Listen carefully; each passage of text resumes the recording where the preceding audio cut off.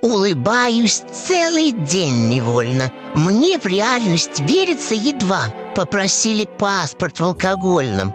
Но мне-то 32. Комплиментов в мире нет дороже. Поводов для счастья не отнять. У сестры спросили паспорт тоже. Но ей уже-то 35. В жизни есть волшебные моменты. Дети, муж, работа, дом, уют. И тот факт, что мне без документов алкоголь еще не продают.